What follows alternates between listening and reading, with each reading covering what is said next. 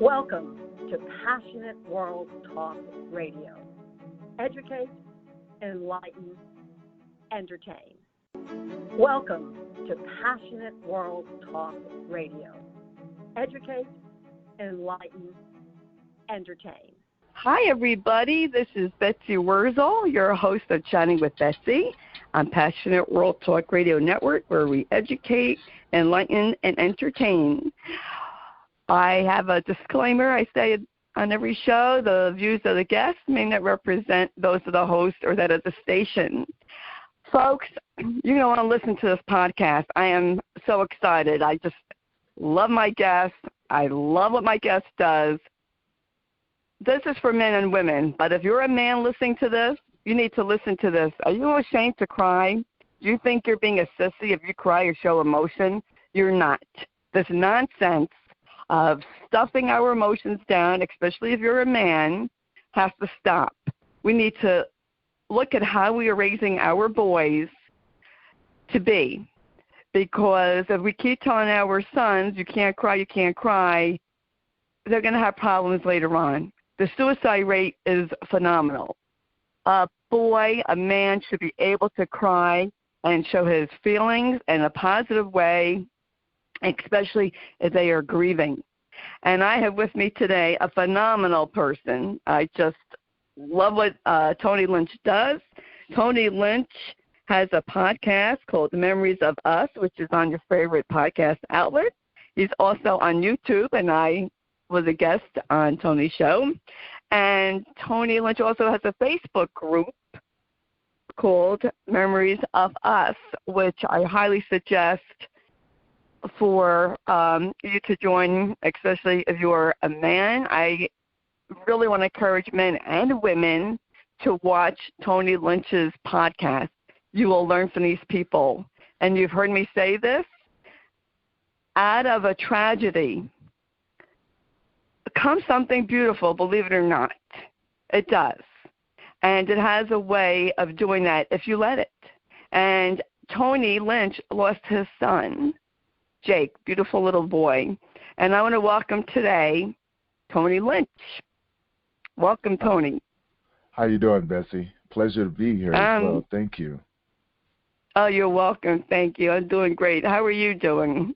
I am doing well. I'm still 10 toes above ground, and I'm able to see the sky, so I am doing well. Amen to that. Tony, I just, love what you do, and I know that,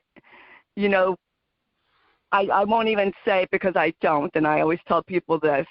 Don't say you know how someone feels if you never experienced that. I lost my spouse, as you know. I never lost a child. I don't know what that is like. And my heart goes out to you and everyone else who has lost a child. And, are you welcome? Can you tell the audience, how did you get to where you are today from losing your beautiful son, Jake, to now? Wow, that was a hard road after I lost my son. It was 2 years of isolation, of trying to hurt myself through my weight training addiction, and being in really bad places, making bad choices, has gotten me to where I am. And what I mean by that is that I've after my son passed away, my world changed as it's supposed to. But I just didn't realize that it was supposed to change on the level that it did. And it took me through some really rough waters, after my mother passed away, I almost committed suicide. I lost everything, became homeless. So the journey of starting Memories of Us came out of my darkest moments. It was birthed out of my darkest moments. And what I mean by that, when you're in a place of feeling helpless or hopeless, no purpose, no destination, just empty, like I was tired. I gave up for the most part. And in that moment of giving up, I found something, and I found a passion, something lit inside of me, which led me to founding my nonprofit, Memories of Us, where we offer grief support to men. Oh, that's good to point out. I forgot that you're a nonprofit. Thank you. No worries. But no, it is. That's where that came from. It was all the things that I've gone through, and the recognition of what the 5 stages of grief actually looks like when men are involved. Whereas women are taught to be able to show support to one another, to talk to one another, we're taught not to do these things. So of course our 5 stages of grief look totally different. They look like addiction, they look like anger, they look like depression, anxiety, isolation, all of the anger, irritability, not one, diving into your work. These are what the 5 stages of grief looks like when it comes to men. Because we don't talk, we don't have a place to where we feel comfortable with each other. And so then over a period of time, the mental health issues start to arise. These things start to spiral out of control. And as you said in the beginning, suicides. There's a reason why men are very successful at suicides, is because we have this sort of thinking, if we can't fix it, we break it. So if we can't fix ourselves, we do everything that we can to break ourselves. And that's and we do it. We don't find slow ways of killing ourselves. We're very successful in doing it. I think that's interesting, Tony, on many levels, because people, when they hear about a man committing suicide, it's like, oh, well, why did they do that? They looked like they were happy. Mm-hmm. Well, they were pretending because the way society expects men, to react. I know with my son, in grieving for his father, before, his dad died, and after, I was mad. It annoyed me when people would say, be strong for your mom.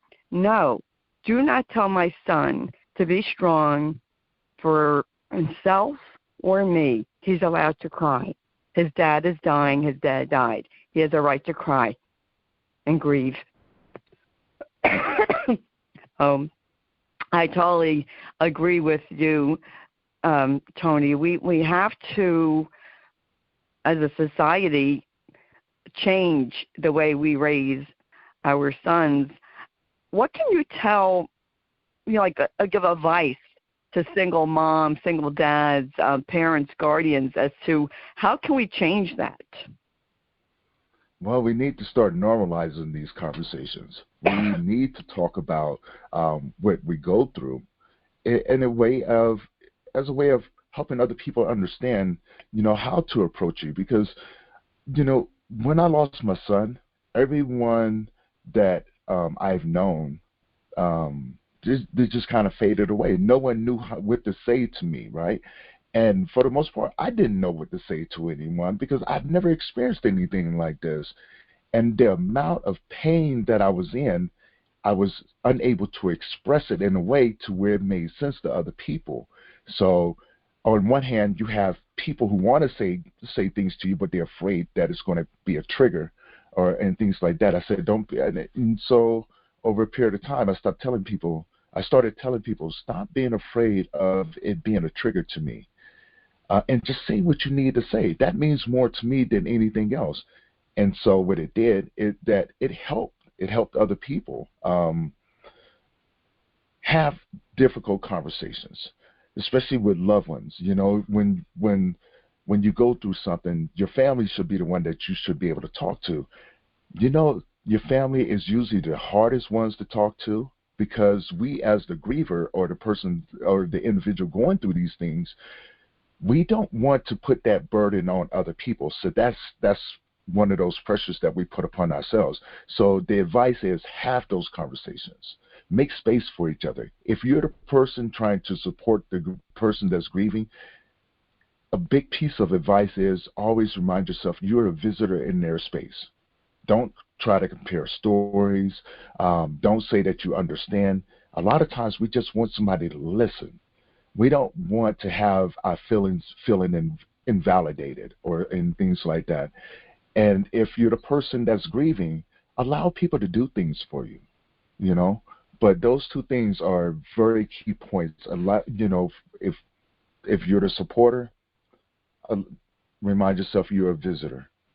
If you're one that needs support, allow people to visit with you. If you invite them in, allow them to visit with you. I love that, Tony. I tell people, just listen. That's all somebody wants. We don't need your, permission to grieve. We don't need you to try to fix us, because I think a lot of people think, well, what can I do to fix this person and make them feel better? Well, there's really nothing you can do to make us feel better except to be there, give a hug, even to say, Tony, I'm here for you. I'm sure you would have loved that, and someone giving you a hug and saying, I'm here for you. Over you want a to talk. Yeah, over a period of time, I did enjoy that. I enjoyed the hugs that I got from people. But in the beginning, not so much. And I think that's because of my masculine nature. And what I mean by that is that the masculine versus toxic masculinity, right? Mm-hmm. So it was like, right. In the beginning, I was like, no, don't touch me. I don't want to be bothered with anybody. My world became very dark and very, very just wide open. Like I had all these 1,000 different directions, but nowhere to go. So having people hug on me, it was like, don't touch me, please. But, after I learned that it was okay to let people love on me. Right. It's something that you had to learn right. to accept. Right. Because everyone is different. I find, and you might have found this too, people are uncomfortable around people that are grieving. They don't know what to say, so they don't say anything, or they stay away. And, especially, in a loss of a child, like your situation. And I really want the audience to get this, because I've had other people on here who have lost children. Please do not say to somebody, you know what it's like when you've never lost a child.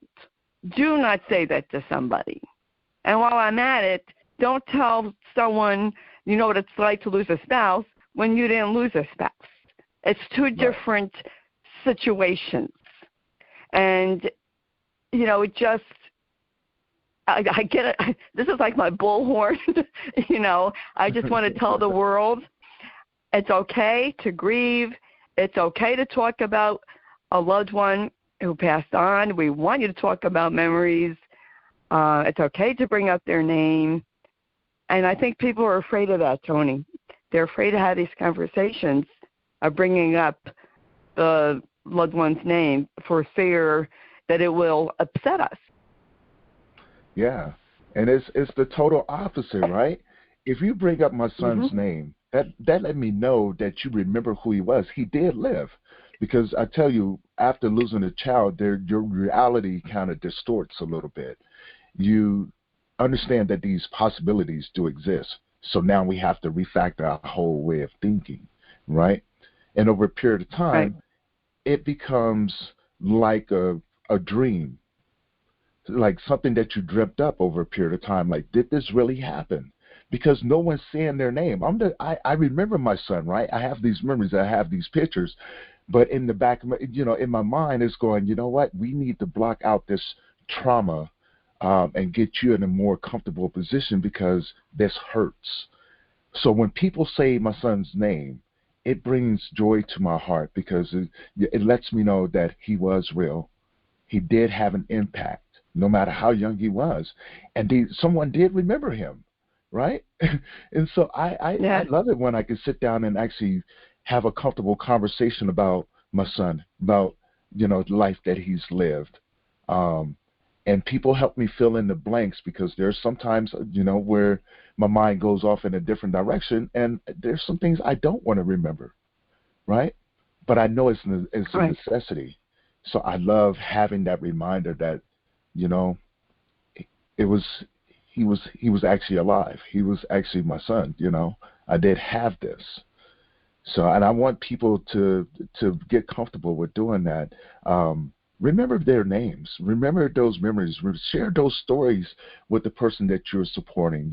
Something I always tell people, have a memory that you can hold on to that would make you do these three things: laugh, cry, and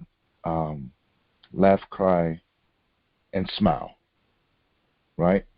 Because that memory right there would be your grounding point. And it also be the focal point of when you want to have a conversation with someone. And just normalize it. Get it out there. Start sharing it. Start sharing these stories. Start sharing these memories. And, just support each other. Support each other as you go through this. Because even if you haven't experienced it right now, you are going to experience it. So having this tool in your tool belt is something that's going to be beneficial on both ends. Absolutely. And I love how you started a support group, Tony, in your area. Yes. And you're in Colorado. Yes, for men, to reach out to men, to say to men, it's okay to grieve. It's okay to talk about your loved one who passed on. It's okay. And sometimes all a person wants is to have their feelings validated. Right. And to know that I hate to use the word normal, but to know that, it's okay and they're not alone. This is what I love about what we do, Tony. So people know they're not alone. A lot of people think, oh, I'm all alone. I'm the only one who feels this way. And they're not. And this is why we do what we do, to provide resources to people and comfort. And, your work that you do is just amazing. And I really want to encourage, men and women, but especially men, get in contact with Tony. Watch his podcast. Listen to it. Join his group. I forgot, Tony, where in Colorado are you located? I'm in Loveland, Colorado. So if someone wants to join your group, the physical group, that's only in Colorado, or do you have branches in other states? Well, we do a free Zoom group every Saturday. We stop right now, taking the summer off to decompress and come back stronger next in September when kids go to school. And so we offer this group for free. You can join the Facebook group, and there's a private group for men in there. And men, you would be surprised of how many of us are in there and having these conversations, and the impact that it will have on your life as far as how you conversate with your significant other, your family, your kids. It's a beautiful thing when a man finds this other part of his manhood, that's not suppressed. There's strength in your healing, but we have to heal first. And so, if you are struggling, join the group and be part of the conversation. Be supported by men just like yourself and myself, and start the healing process. Enjoy the conversations, the camaraderie, enjoy the tools and the conversations that we have. I mean, it's a beautiful thing when you can get men to start, smiling over their most tragic moments, because they realize that one moment changed their life, but we have a lifetime of memories. We can share these. The healing is in part of that, and not being afraid to be vulnerable, because guess what? Every man in this group is just like you and I. Just like you and I. And so, yeah, come and join it. I encourage it. Yes, and watch Tony's podcast, because the stories are just from people are amazing. And what I've noticed, Tony, in the podcast stories that I saw, in the past, that a lot of the people you have interviewed who lost a child or lost a significant other went on to do something amazing from that. Yeah. You know, started maybe a nonprofit, started a support group. They do something. And that's why I say out of tragedy sometimes does come something beautiful. You know, I equate it to like a butterfly. You know, I was in a cocoon myself and came out, and I feel like a butterfly. But everyone, you know, of course, is different. But I think it's a beautiful thing when a man can cry and feel comfortable in himself to show his authentic side, to show that, you know, he can have empathy and compassion.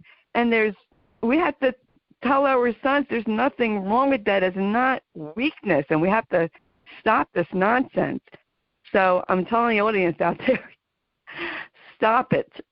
You know, old school thinking, I was brought up old school, and I'm a female, and I was told sensitive, too sensitive, I shouldn't be crying, and all that other nonsense.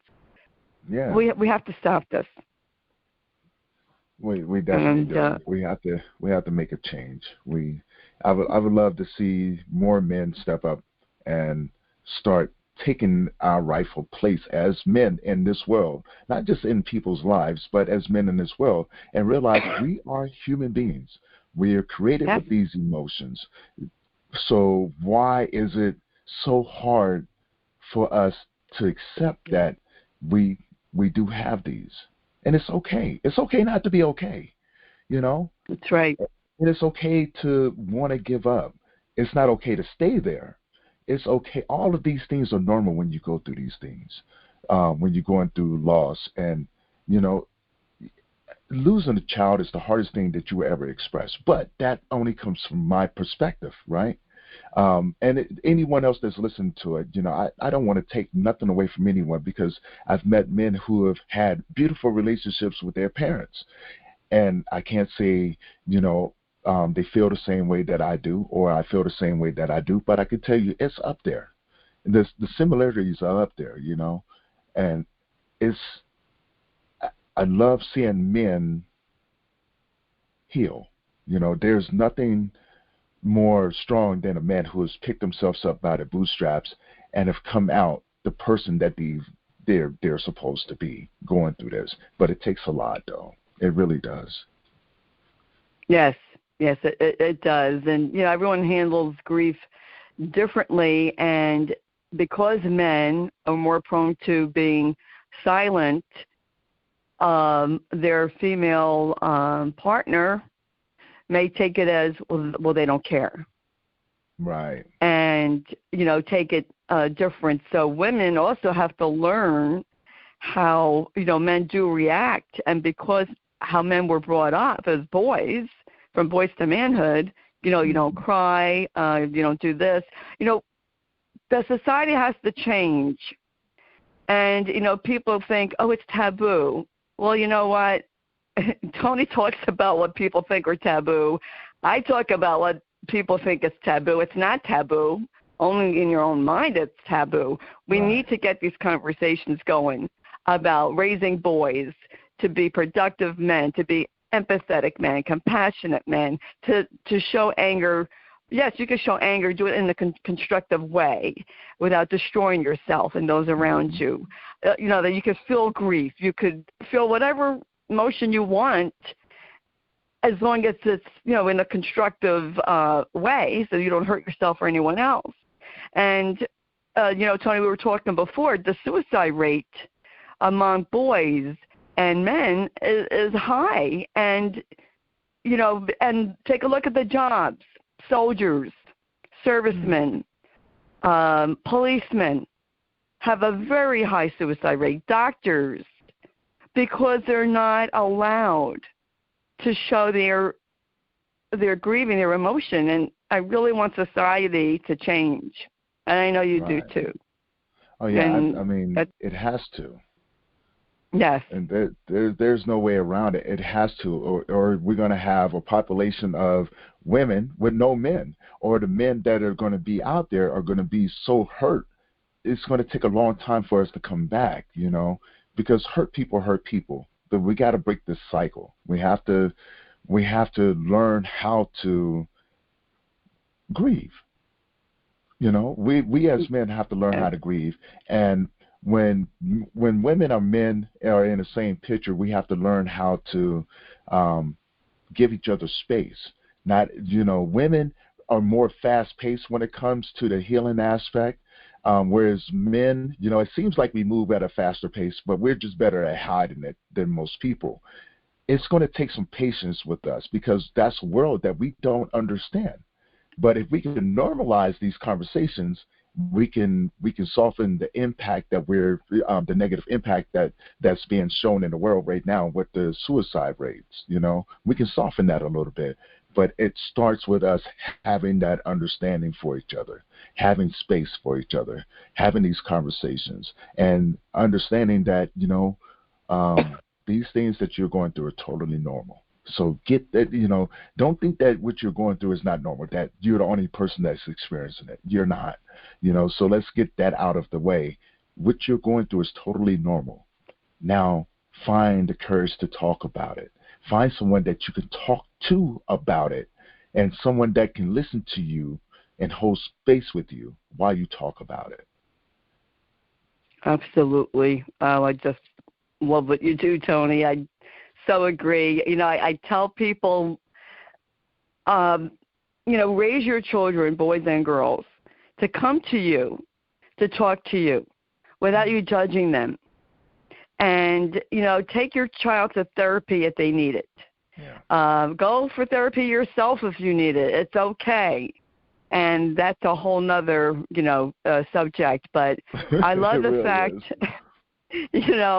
that I raised my son, Josh, to express himself, and he went to a wake a couple of years ago, or maybe 3 years ago, and the woman was my age. Actually, we went to grammar school together.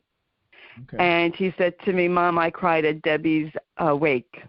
I said, "That's okay, Josh." He said, "I thought of you. I know you're the same age." I said, "That's okay to cry. It shows you're a compassionate person, and that's a beautiful trait to have." Yeah. And this is what we need to encourage. When a child is losing a parent, if a child lost a sibling, with a man losing, a child or their spouse or whoever they lost, to let them express themselves. Don't say to someone, keep busy, stuff it in, and don't show it. I think of the old-time school, like the John Wayne type, silent, strong type. No. Your silent type it's self-destructive, really, right, to hold all that stuff in. It's self-destructive for men and women. It's toxic. And go ahead. Oh no, I was going to say it's very, very toxic when your nature changes that way, and so that's that destructive subject that you're talking about right now. Let's call it what it is. It's a toxic nature, right? We have masculine and toxic masculinity. We have feminism, and then we have toxic feminism, right? It's the same thing. Right. We don't know when we're doing it. We don't. But that's where that destructive nature comes from, because it could switch on us in a minute, and we can get wrapped into our own heads. And then we find ourselves in what we like to call that proverbial well, that dark well, where we feel like we can't get out. And sometimes it's just a matter of sitting there and holding space for yourself. Listen to what it's trying to give you, because it's not there to hurt you, right? That's another misconception. Your grief is not there to hurt you. It's there to teach you how to be stronger, how to come out the other side. But just like a broken bone, in order for it to heal, you have to go through some pain. That's what healing is. Healing is taking all of those emotions, addressing them, allowing yourself to feel them so you can heal. And that's where the peace of mind comes from, coming out through the other side after you go through the pain. Don't try to hold in the pain, because then you begin to project it onto other people. And they're the ones who catch the blunt of all of that. It's true. Yes, I I agree, 100%. Tony, thank you for coming on. You are so amazing. You really are. I love what you do. And, folks, you need to really watch and listen to Tony. Tony, can you tell people where they can contact you? It will be in the blog, so read the blog, everybody. But if you could just say it. Yes, you can email me at tolynch46@gmail.com, or you can call my cell phone number, which is 970-599-9917.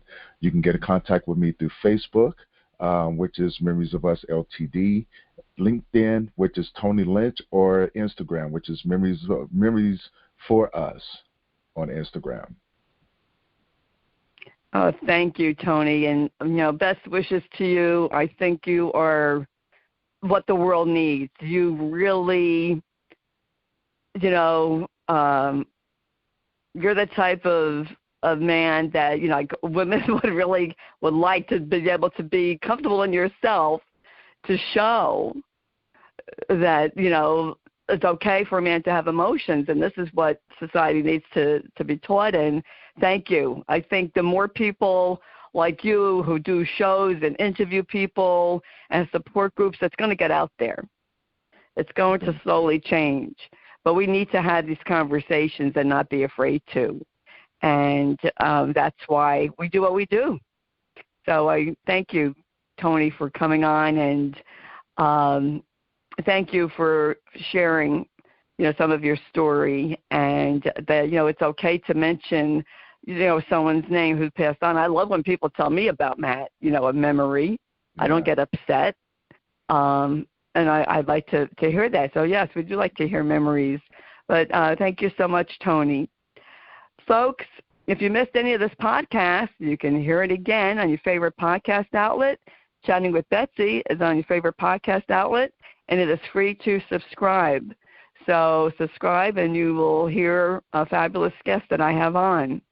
Also, I want you to subscribe to Tony's podcast and look Tony Lynch up, because it will help you. Hearing other people's stories help us. They really do, because, we learn from each other, and that's what life's about. We learn from each other's experiences. That's why we need to tell our stories. And that's what Tony does, and that's what I do, and, so many other people. And I want to thank everyone for listening. Please share this podcast to help other people. Maybe you know of someone, a man, that needs a group like Tony's. Tell them about it. This is part of helping people. This is what Chatting with Betsy is about, is helping people. So share, so people can know that there's resources out there to help them. This is why I do Chatting with Betsy. It's my way of paying it forward. And that's my mission and vision, is helping people. And I just want to thank Jeannie White, who's station manager, who writes the blog, produces the show. And I want to thank Lillian Caldwell, CEO of Passionate World Talk Radio Network, for having this radio network and for people to tell their stories and for people to help each other. And that's what it's about. So I want to thank everyone again. And until we chat again, please be kind and, help each other out. Again, this is Betsy Wurzel, your host of Chatting with Betsy on Passionate World Talk Radio Network. Bye, everybody. Do you want to become a talk show host? Do you have a great idea? Passionate World Talk Radio is currently looking for podcast hosts for our Internet Talk radio station. Please email us at twrnetworkllc@gmail.com with your name, email address, cell phone number, and podcast topic. In return, you will receive a 3-minute intro on air to a live audience about your podcast. Remember, just email us your name, email address, and your podcast topic, and in return, you will receive a free 3-minute intro on the air. How cool is that? Thank you for listening to Passionate World Talk Radio. You can listen to this program all over again by going over to https://passionateworldtalkradio.com. You can also hear it on Spotify, Spreaker, Amazon Alexa, AMFM247.com every Tuesday evening between 8 and 9 p.m. YouTube, Facebook Live, LinkedIn, and all the other podcast directories one can find on the Internet.